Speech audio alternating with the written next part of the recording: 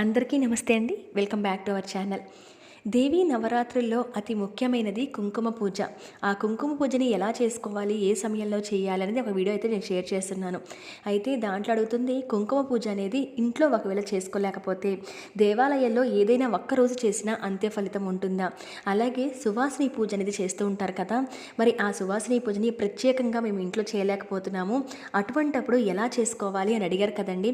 అంతేకాకుండా కుంకుమ పూజని ఆడవాళ్లే చేయాలా, మగవారు కుంకుమ పూజ చేయకూడదా, కుంకుమ పూజ చేయొచ్చా అసలు మగవారు అనేది చాలామందికి ఉన్న సందేహం కదా. వీటన్నిటి గురించి కూడా ఇవాటి వీడియోలో షేర్ చేస్తున్నాను. ఇక్కడ మీరు చూస్తున్నది ఒక శ్రీచక్రం. అయితే ఇంట్లోది కాదండి. ఒక దేవాలయంలో కుంకుమ పూజకు వెళ్ళినప్పుడు వాళ్ళ శ్రీచక్రాన్ని ఇలా ఒక లామినేషన్ లాగా చేయించి అందరు ముత్తైదుల చేత చేస్తున్నారనమాట పూజని. సహజంగా ఇంట్లో శ్రీచక్రం పెట్టుకొని మనం పూజలు అనేది ఎక్కువ చెయ్యరు. ఎందుకంటే శ్రీచక్రం అనేది ఒక శక్తితో కూడుకున్నది. ఆ శ్రీచక్రం ఉంటే ఎటువంటి నియమాలు పాటించాలి అనేది నేను త్వరలో ఒక వీడియో షేర్ చేస్తాను. అయితే ఇలా దేవాలయాల్లో చేసుకుంటున్నాం కనుక ఇక్కడ సామూహికంగా కుంకుమ పూజకు కూడా వెళ్ళవచ్చా అని అడిగారు కదా. అంటే దేవీ నవరాత్రుల్లో ఇంట్లో పూజ చేస్తున్నప్పుడు అక్కడ కూడా కుంకుమ పూజ మళ్ళీ చేసుకోవచ్చని అడిగారు కదా. అందుకని ఈ వీడియో సపరేట్గా షేర్ చేస్తున్నానండి.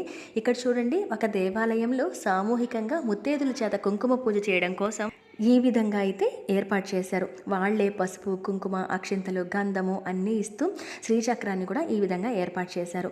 అందరూ కూడా ముత్తైదులందరూ ఇక్కడ కూర్చొని ఈ కుంకుమ పూజ అనేది అమ్మవారికి చేసుకోవడం జరుగుతుంది. అయితే సువాసిని పూజని ఎలా చేసుకోవాలి అనేది నేను ఒక వీడియోని అయితే షేర్ చేస్తున్నాను. అయితే ఒక ముత్తైదుని పిలిచి అన్ని రకాలుగా మేము ఇచ్చి నేను చేయలేకపోతున్నాను, అతి సులువుగా సువాసిని పూజని ఎలా చేసుకోవాలని అడిగారు కదండి. అందుకనే ఈ వీడియోని ప్రత్యేకంగా షేర్ చేస్తున్నాను. ఇక్కడ చూడండి, నేనే వెళ్ళాను ఈ కుంకుమ పూజకి. ఇది గుంటూరులో ఉన్న వాళ్ళకైతే తెలుస్తుంది. అరండల్పేట అష్టలక్ష్మీదేవి దేవాలయం అనమాట. అష్టలక్ష్మి అమ్మవారి దేవాలయం. ఈ దేవాలయంలో మహానవమి వరకు ప్రతిరోజు కూడా నిత్యం 10 నుంచి 12 వరకు కుంకుమ పూజలు అనేవి జరుగుతూ ఉంటాయి. ఈ విధంగా వాళ్ళు ఏర్పాటు చేస్తారు. మనము పంచపాత్ర, ఉద్దరిన, అలాగే అమ్మవారికి కావాలంటే కొన్ని పూలు, తమలపాకులు, నైవేద్యానికి పండ్లు, కొబ్బరికాయ ఇటువంటివి ఏదైనా తీసుకొని వెళ్ళవచ్చు. అయితే ఈ పూజకి ఈ విధంగా కూర్చున్న తర్వాత గణపతిని చేసుకుంటాము. అలాగే అమ్మవారిగా ఒక పసుముద్దను చేసుకుంటాము. చేసుకున్న తర్వాత ఇక్కడ అమ్మవారిని ఈ విధంగా అలంకరణ చేసి పెట్టారు. ఆ అమ్మవారి ఎదురుగా అందరికీ ఈ విధంగా ఏర్పాటు చేసి కుంకుమ పూజను చేస్తున్నారనమాట. మనం ఇంట్లోనే మనం ఏదైనా స్తోత్రాలు చదువుతూ కుంకుమ పూజ చేసుకుంటేనే అంత మహిమ కలిగితే, ఇక దేవాలయాల్లో అమ్మవారి ప్రాంగణంలో ఒక పంతులు గారు చేయిస్తూ మన చేత కుంకుమ పూజ చేస్తుంటే ఇంకా అది చాలా చాలా మంచిది. ఇంట్లో మీరు ఎన్ని పూజలు చేసినా సామూహికంగా జరిగే కుంకుమార్చనకి మీరు వెళ్ళగలిగితే కనుక అక్కడ అమ్మవారి ప్రాంగణంలో చేసుకోండి, ఇంకా చాలా మంచి జరుగుతుంది. అయితే ఇక్కడ మీరు చూస్తున్న తాడు అమ్మవారి సూత్రంలాగా ఆట. ఒక కాయిన్ని పెట్టుకోమన్నారు. ఆ కాయిన్ మీద నుంచి ఆ సూత్రం అంటే అమ్మవారికి సూత్రంలాగా. కాబట్టి ఈ విధంగా అయితే ఇక్కడ నేను ఆ కాయిన్ని తయారు చేసుకున్నాను. పసుపు ముద్ద రూపంలో అమ్మవారిని పెట్టుకున్నాను కుంకుమ పూజ కోసం. అలాగే పసుపు వినాయకుడు కూడా పెట్టుకొని ఇక పూజని అయితే మొదలు పెడుతున్నాం. అయితే ముఖ్యంగా కుంకుమార్చన ఇంట్లో చేసుకున్న వాళ్ళు అవ్వచ్చు, చేసుకోలేని వాళ్ళు అవ్వచ్చు, ఈ విధంగా దేవాలయంలో ఎక్కడ జరుగుతున్నా కూర్చోవచ్చు. దీనికి తన మన భేదం అనేది ఏముండదు. ఏ ముత్తైదువైనా కూర్చోవచ్చు. ఈవెన్ పెళ్లి కాని అమ్మాయిలు కూడా ఈ సామూహిక కుంకుమార్చనకి కూర్చోవచ్చు. అయితే సువాసిని పూజ గురించి ఇక్కడ మెయిన్గా చెప్దాం అనుకున్నాను కాబట్టి, ఒక ముత్తైదుని ఇంటికి పిలిచి అమ్మవారి స్వరూపంగా భావించి 16 ఉపచారాలతోనే అమ్మవారికి చేసినట్టుగానే ఆ ముత్తైదుకి కూడా సువాసిని పూజ చేసుకుంటాం. అయితే కొంతమంది చీర, జాకెట్ అన్ని రకాలుగాను పెట్టి కుంకుమ సువాసిని పూజ మేము చేయలేకపోయాము, అలాంటప్పుడు ఏం చేయాలని అడిగారు కదా. ఇలా ఒక దేవాలయానికి వెళ్ళండి. ఇలా ప్రత్యేకమైన, ఇది నవరాత్రికే కాదండి, ఏదైనా ఇంట్లో ఒక పండగ రోజు, ఇంట్లో ఏదైనా ఒక శుభకార్యం రోజు మీరు ఇంటికి పిలిచి అన్నీ చేయలేకపోయాం అనుకున్నప్పుడు ఇలా కుంకుమ పూజ జరిగే చోటకి కానీ వెళ్ళి మీరు అక్కడ బోలెడు మంది ముత్తైదులు వస్తూ ఉంటారు, వెళ్తుంటారు. అయితే ఇది నవరాత్రికే కాదండి, ఎప్పుడు మీరైనా ఇలా చేసుకోవాలి. ఒక అమ్మవారిలాగా ఇద్దాం అనుకుంటున్నాము అనుకున్నప్పుడు ఒక ముత్తైదుని చూసుకొని చక్కగా బొట్టు పెట్టి మీరు కాళ్ళకు పసుపు రాసి వెసులుబాటు ఉంటే రాయండి. ఒకవేళ అన్ని దేవాలయాల్లో ఇలా ప్రత్యేకమైన కార్యక్రమాలు జరుగుతున్నప్పుడు అంత వెసులుబాటు ఉండదు ఆ జనాల మధ్యలో. అటువంటప్పుడు బొట్టు పెట్టి చక్కగా 2 ఆకులు, 2 పండ్లు, ఒక 1 రూపీ అయిన దక్షిణ, అలాగే ఇస్తే కనీసం ఒక 2 గాజులు, ఒక డజన్ గాజులు ఇచ్చి ఇదే సువాసిని పూజ అనుకొని, మీకు ఇంకా గుళ్ళో పెద్ద టెంపుల్ అయ్యి ఉండి మీకు ఇంకా వెసులుబాటు ఉంటే అక్కడే అమ్మవారికి లాగా అనుకొని వాళ్ళకి కాళ్ళకు పారాణి కూడా పెట్టి ఈ తాంబూలం ఇచ్చి నమస్కారం చేసుకోండి. అది కూడా ఒక సువాసిని పూజ కిందకి వస్తుంది. సువాసిని అంటే అమ్మవారు ముత్తైదు రూపం అనమాట. మరి వాళ్ళని ముత్తైదు రూపాన్ని మనం అమ్మవారిగా భావించి చేసుకుంటున్నాం కాబట్టి ఇలా కూడా చేయడం ఒక సువాసిని పూజ అవుతుంది. ఇందాక నేను స్క్రీన్ షాట్ చిన్నది వేసా కదండి. ఇంట్లో చేసుకోవాలనుకున్న వాళ్ళందరూ కూడా సువాసిని పిలిచి అంటే ముత్తైదుని పిలిచి పూజ చేసుకుంటారు. ఒకవేళ ఒకవేళ మీరు అలా చేసుకోలేము, మేము అన్ని పెట్టలేము అనుకుంటున్న వాళ్ళు ఇలా ఒక ముత్తైదుకి తాంబూలం ఇచ్చుకోవడం కూడా సువాసిని పూజ అవుతుంది. అలా మీరు ఎంతమందికైనా ఇచ్చుకోవచ్చు. కనీసం ఇలా చేయలేని వాళ్ళు ఒక్కరికైనా సరే మీరు ఇచ్చుకొని తాము మనస్ఫూర్తిగా నమస్కారం చేసుకొని వాళ్ళకి అక్షింతలు ఇచ్చి కాళ్ళకి దండం పెట్టి అక్షింతలు వేయించుకోండి. అది సువాసిని పూజ అవుతుంది. అమ్మవారి ఆధ్వర్యంలో ఆ దేవాలయాల్లో చేసుకోవడం సువాసిని పూజ అంటే ఇదేనండి. ఇలా సింపుల్గా కూడా చేసుకోవచ్చు. మీకు అన్ని శక్తి ఉండి కుమారి పూజ చేయాలన్నా సువాసిని పూజ చేయాలన్నా ఇది ఇంట్లో చేసుకుంటారు.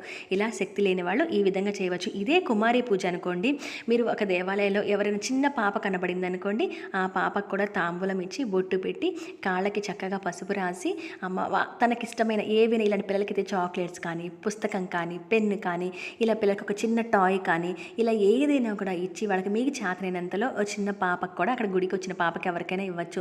ఇలా చేసినా కూడా కుమారి పూజ అవుతుంది. కొంతమంది అడుగుతుంది ఏంటంటే, మేము ఇంటికి పిలిచి పూర్తిగా అలా చేయలేకపోతున్నాం, మాకు అంత శక్తి లేదు, అంత స్తోమత లేదు అని అడుగుతున్నారు కదా. అందుకు వాళ్ళ గురించి చూపిస్తున్నాను. నేను ఇక్కడ కుంకుమ పూజకి వెళ్ళినప్పుడు నేను కూడా అక్కడున్న ముత్తైదులకు కూడా ముగ్గురికి పుట్టు పెట్టి తాంబూలం ఇచ్చుకున్నాను అనమాట. అలా మనస్ఫూర్తిగా మనం ఇచ్చే తాంబూలం కూడా ఒక ముత్తైదు ఏ విధంగా తీసుకుంటుందో అలా అమ్మవారే తీసుకుంటున్నట్టు. కాబట్టి మనం ఈ విధంగా కూడా సింపుల్గా సువాసిని పూజని ఇంటికి పిలిచి చేసుకోలేని వాళ్ళు ఈ విధంగా చేసుకోండి. ఇక్కడ కుంకుమ పూజ చేసుకున్న తర్వాత అష్టలక్ష్మి గుడిలో ఒక చిన్న టోగిల్లాగా ఇచ్చారు. అమ్మవారి ప్రసాదం, మహాప్రసాదం అంటే భోజనం కూడా పెట్టారండి.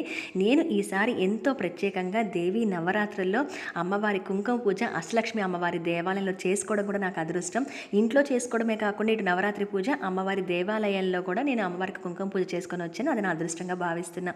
ఇక అయితే సహజంగా కుంకుమ పూజలు అనేవి ఏవిన పూజలు ఎక్కువ ఆడవాళ్ళని చేస్తూ ఉంటాము. అసలు మగవారు కుంకుమ పూజ చేయొచ్చా అనేది చాలామంది సందేహం. ఒక అతను కూడా నాకు కామెంట్ పెట్టారు, మగవాళ్ళు చేయకూడదా అండి అని.